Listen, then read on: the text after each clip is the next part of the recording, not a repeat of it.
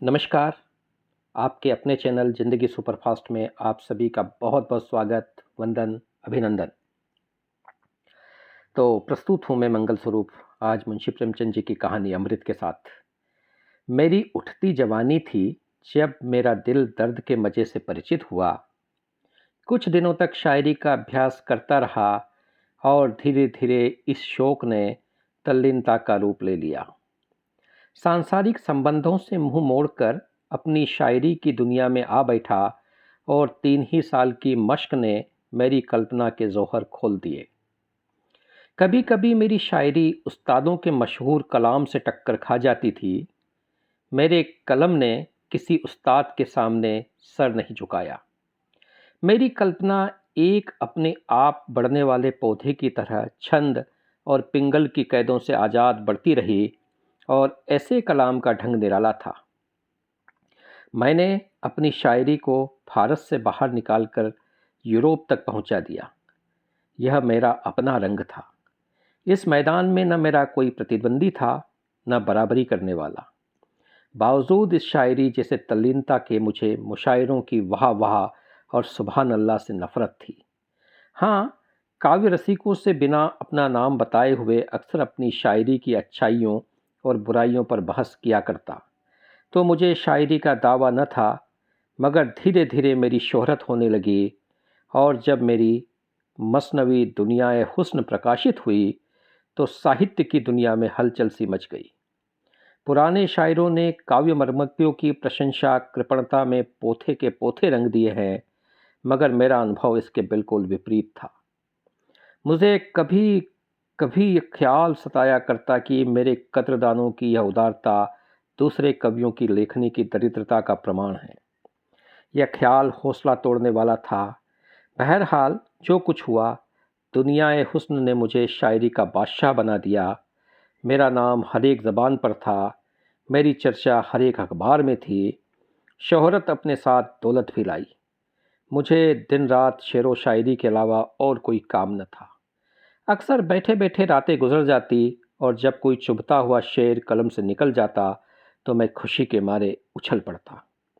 मैं अब तक शादी ब्याह की कैद से आज़ाद था, या यूं कहिए कि मैं उनके उन मज़ों से अपरिचित था जिनमें रंज की तलखी भी है और खुशी की नमकीनी भी। अक्सर पश्चिमी साहित्यकारों की तरह मेरा भी ख्याल था कि साहित्य के उन्माद और सौंदर्य के उन्माद में पुराना बैर है। मुझे अपनी ज़बान से कहते हुए शर्मिंदा होना पड़ता है कि मुझे अपनी तबीयत पर भरोसा न था। जब कभी मेरी आंखों में कोई मोहिनी सूरत घूम जाती तो मेरे दिल दिमाग पर एक पागलपन सा छा जाता। हफ्तों तक अपने को भुला हुआ सा दिख रहता। लिखने की तरफ तबीयत किसी तरह न झुकती। ऐसे कमज़ोर दिल में सिर्फ एक इश्क की जगह थी और इसी डर से मैं अपने रंगीन तबीयत के खिलाफ आचरण शुद्ध रखने पर मजबूत था। कलम की एक पंखुड़ी, शामा के एक गीत लहलाते हुए एक मैदान में मेरे लिए जादू का सा आकर्षण था, मगर किसी औरत के दिल फरेब हुस्न को मैं चित्रकार या मूर्तिकार की बेलौस आंखों से नहीं देख सकता था। सुंदर स्त्री मेरे लिए एक रंगीन कातिल नागिन थी, जिसे देखकर आंखें खुश होती हैं मगर दिल डर से सिमट जाता है। खैर, दुनियाए हुस्न को प्रकाशित हुए 2 साल गुजर चुके थे। मेरी ख्याति बरसात की उमड़ी हुई नदी की तरह बढ़ती चली जाती थी। ऐसा मालूम होता था जैसे मैंने साहित्य की दुनिया पर कोई वशीकरण कर दिया है।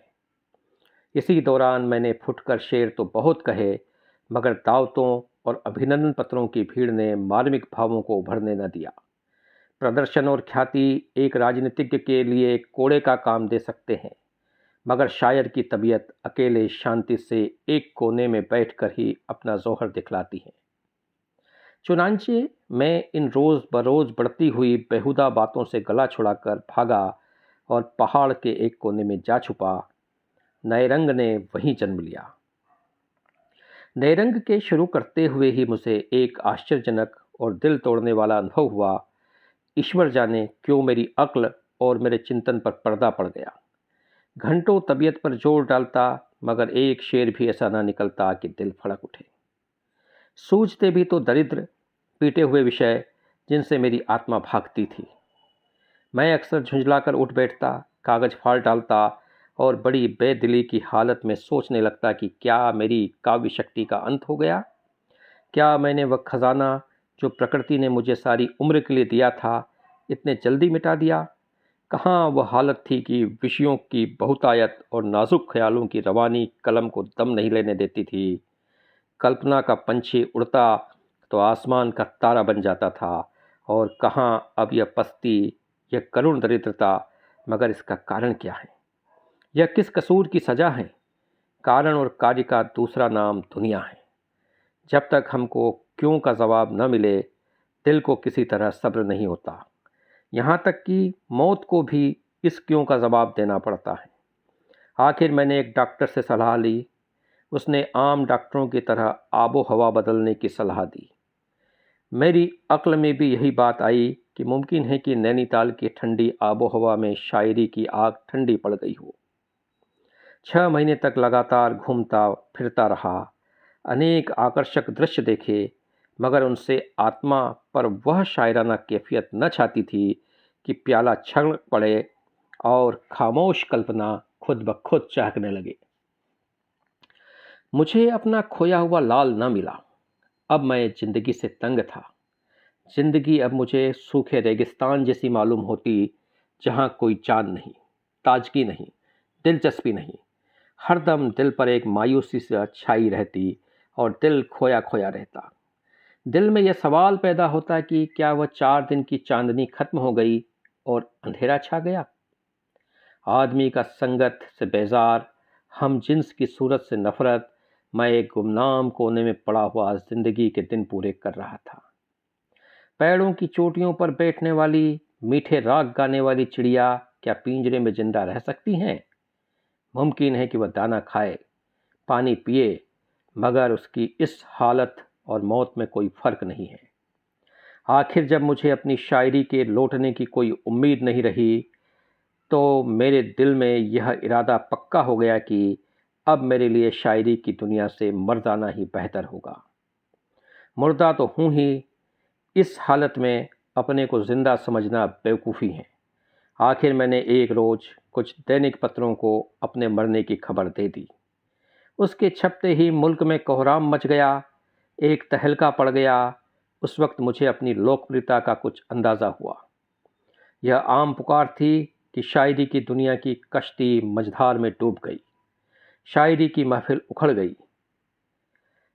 पत्र पत्रिकाओं में मेरे जीवन चरित्र प्रकाशित हुए, जिनको पढ़कर मुझे उनके एडिटरों की आविष्कार बुद्धि का कायल होना पड़ा। न तो मैं किसी रईस का बेटा था और न मैंने रईसी की मनसब छोड़कर फ़कीरी अख्तियार की थी। उनकी कल्पना वास्तविकता पर छा गई थी। मेरे मित्रों में एक साहब ने, जिन्हें मुझसे आत्मीयता का दावा था, मुझे पानी पिलाने का प्रेमी बना दिया। जब वह कभी मुझसे मिलते, उन्हें मेरी आंखें नशे से लाल नज़र आती।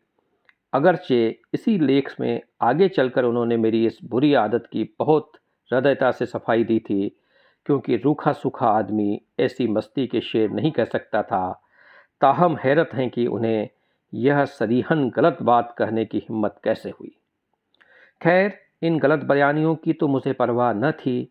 अलबत्ता यह बड़ी फिक्र थी, फिक्र नहीं, एक प्रबल जिज्ञासा थी कि मेरी शायरी पर लोगों की ज़बान से क्या फतवा निकलता है।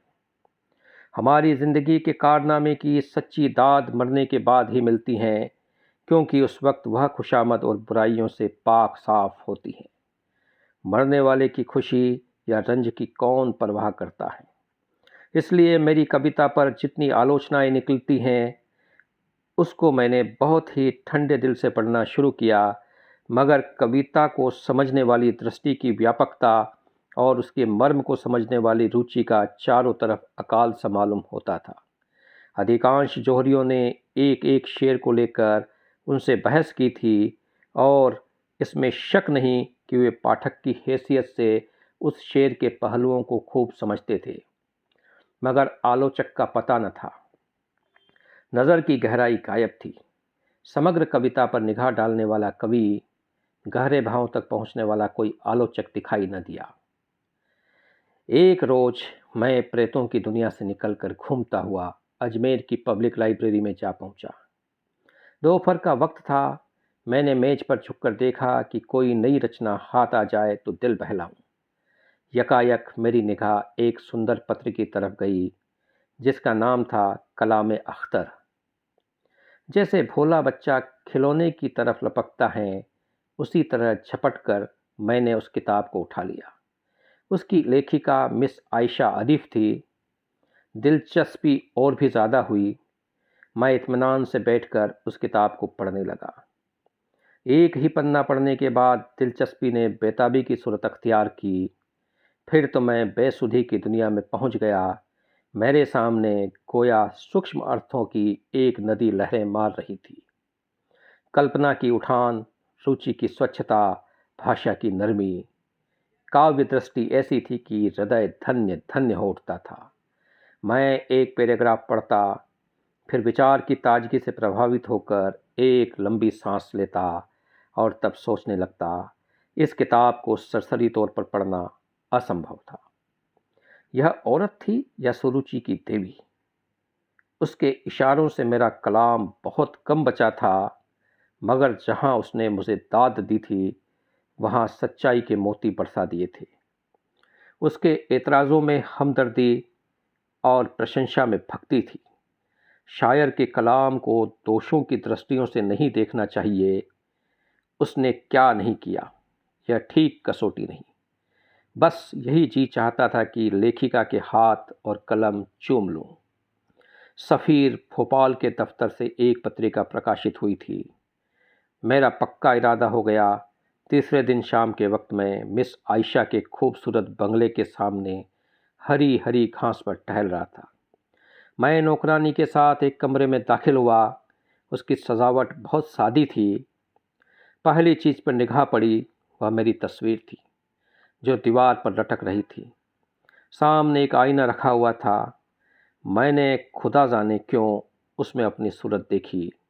मेरा चेहरा पीला और कुम्हलाया हुआ था।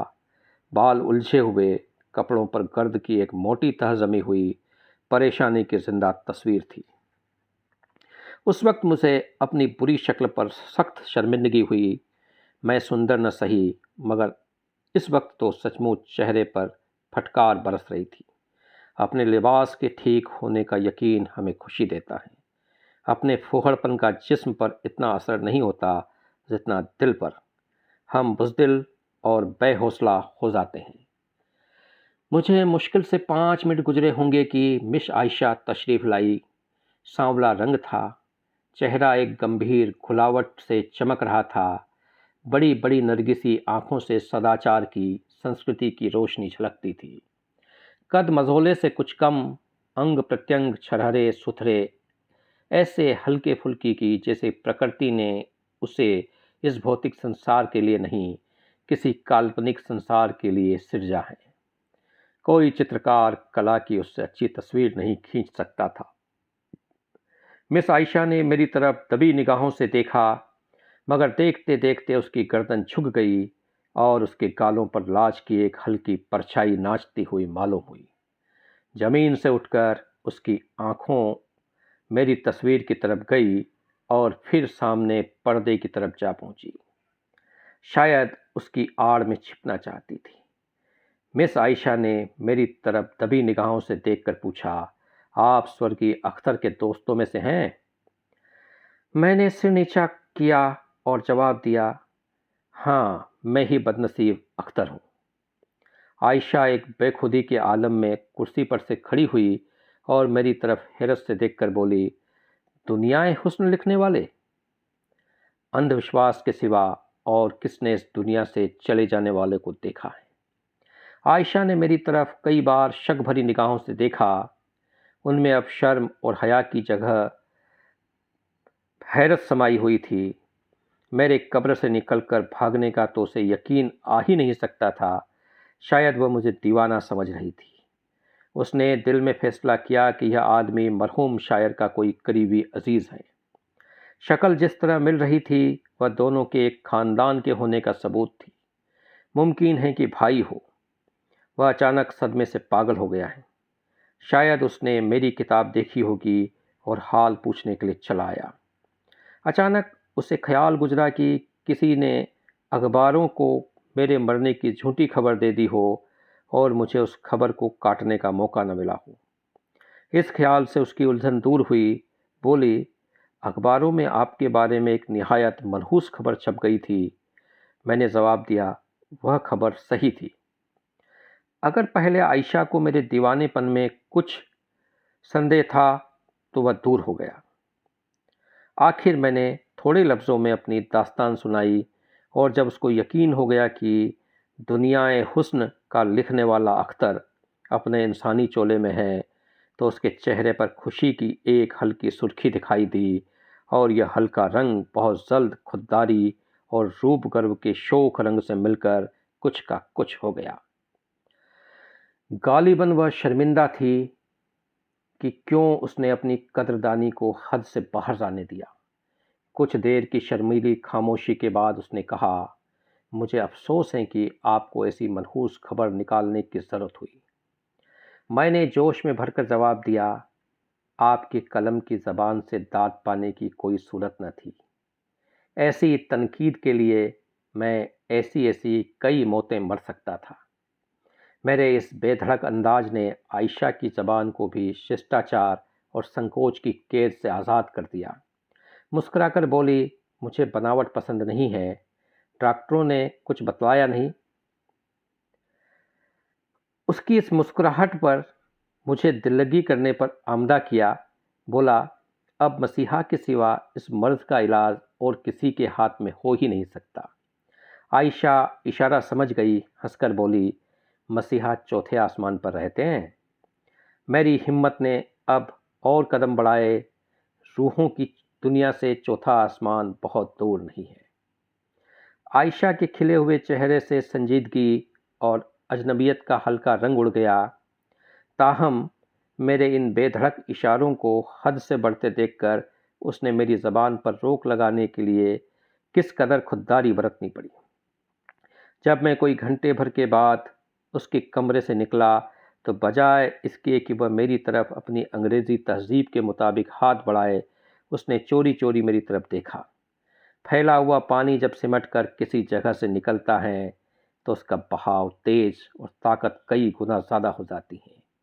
आयशा की उन निगाहों में असमत की तासीर थी। उनमें दिल मुस्कुराता था और जज्बा नाचता था। आह, उनमें मेरे लिए दावत का एक पुरजोर पैगाम भरा हुआ था। जब मैं मुस्लिम हॉस्टल में पहुंचकर इन वाक़यात पर गौर करने लगा तो मैं इस नतीजे पर पहुंचा कि गो मैं ऊपर से देखने पर यहाँ अब तक अपरिचित था, लेकिन भीतरी तौर पर शायद मैं उसके दिल के कोने तक पहुंच चुका था। जब मैं खाना खाकर पलंग पर लेटा तो बावजूद 2 दिन रात रात भर जागने के नींद आंखों से कोसों दूर थी। जज्बात की कश्मकश में नींद कहाँ। आयशा की सूरत, उसकी खातिरदारियाँ और उसकी वह छिपी छिपी निगाह दिल में एक सांसों का तूफान सा बरपा रही थी। उस आखिरी निगाह ने दिल में तमन्नाओं की रूम धूम मचा दी। वह आरजुएं जो बहुत अरसा हुआ मर मिटी थी फिर जाग उठी और आरजुओं के साथ कल्पना ने भी मूंदी हुई आंखें खोल दी। दिल में जज्बात और कैफियत की एक बेचैन करने वाला जोश महसूस हुआ। यही आरजुएं, यही बेचैनियाँ और यही कोशिशें कल्पना के दीपक के लिए तेल है। जज्बात की हरारत ने कल्पना को गरमाया। मैं कलम लेकर बैठ गया और एक ऐसी नज़्म लिखी जिसे मैं अपनी सबसे शानदार दौलत समझता हूँ। मैं एक होटल में रह रहा था, मगर किसी न किसी हिले से दिन में कम से कम एक बार ज़रूर उसके दर्शन का आनंद उठाता। गो आयशा ने कभी मेरे यहाँ तक आने की तकलीफ़ नहीं की, तो मुझे ये यकीन करने के लिए शहादतों की ज़रूरत न थी कि वहाँ किस कदर सरगर्मी से मेरा इंतज़ार किया जाता था। मेरे कदमों की पहचानी हुई आहटें पाते ही उसका चेहरा कैसे कमल की तरह खिल जाता था और आँखों से कामना की किरणें निकलने लगती थी। यहाँ 6 महीने गुजर गए। इस ज़माने को मेरी ज़िंदगी की बहार समझना चाहिए। मुझे वह दिन भी याद हैं जब मैं आरजुओं और हज़रतों के गम से आज़ाद था, मगर दरिया का शांतिपूर्ण रवानी में थिरकती हुई लहरों की बहार कहाँ। अब अगर मोहब्बत का दर्द था तो उसकी प्राणदायी मज़ा भी था। अगर आरजुओं की खुलावट थी तो उनकी उमंग भी थी। आह! मेरी यह प्यास और मेरी यह प्यासी आँखें उस रूप के स्रोत से किसी तरह तृप्त न होती। जब मैं अपनी नशे में डूबी हुई आँखों से उसे देखता तो मुझे एक आत्मिक तरावट सी महसूस होती। मैं उसके दीदार के नशे में बेसुध सा हो जाता और मेरी रचना शक्ति का तो कुछ हद हिसाब न था। ऐसा मालूम होता था कि जैसे दिल में मीठे भावों का सोता खुल गया था। अपनी कवित्व शक्ति पर खुद अचंभा होता था। कलम हाथ में ली और रचना का सोता सा बह निकला। नए रंग में ऊंची कल्पनाएं न हो, बड़ी गूढ़ बातें न हो, मगर उसका एक एक शेर प्रवाह और रस, गर्मी और खुलावट की दाद दे रहा है। यह उस दीपक का वरदान है जो अब मेरे दिल में जल गया था और रोशनी रोशनी दे रहा था। यह उस फूल की महक थी जो मेरे दिल में खिला हुआ था। मोहब्बत रूह की खुराक है। यह अमृत की बूंद है जो मरे हुए भावों को जिंदा कर देती हैं। मोहब्बत आत्मिक वरदान है। यह ज़िंदगी का सबसे पाक, सबसे ऊंची मुबारक बरकत है। यह अक्सीर थी जिसकी अनजाने ही मुझे तलाश थी। वह रात कभी नहीं भूलेगी जब आयशा दुल्हन बनी हुई मेरे घर में आई। नए रंग उसकी मुबारक ज़िंदगी की यादगार है। दुनियाए हुस्न एक कली थी, नए रंग खिला हुआ फूल है, और उस कली को खिलाने वाला कौन सी चीज़ है, वही जिसकी मुझे आज अनजाने ही तलाश थी और जिसे मैं अब पा गया था। तो हमने मुंशी प्रेमचंद जी की कहानी अमृत को सुनी, और कहानी जो है, जो प्यार है, जो मोहब्बत है, जो प्रेम है, उसकी ज़िंदगी में क्या अहमियत होती है, उससे बहुत अच्छे से इस कहानी के माध्यम से रखा गया है कि हम ज़िंदगी को जितनी प्यार के साथ, मोहब्बत के साथ जिए, वह उतनी ही आला दर्जे की होती है, और हमारी भावनाएं, हमारे जीवन का जो उम्दापन है या जीवन की जो एक ऊंचाई है, वो उसी से मिलती है। इसलिए हमारे सनातन संस्कृति में तो कहा गया है कि यह जो एक महत्वपूर्ण आश्रम है और जो हमें जीवन की संपूर्णता प्रदान करता है। तो आपने इस कहानी को सुना, और इस कहानी को सुनने के दौरान लगभग 23 मिनट इस सफ़र में हम सफ़र रहे। इसके लिए दिल से आप सभी का बहुत बहुत शुक्रिया। धन्यवाद। प्रणाम।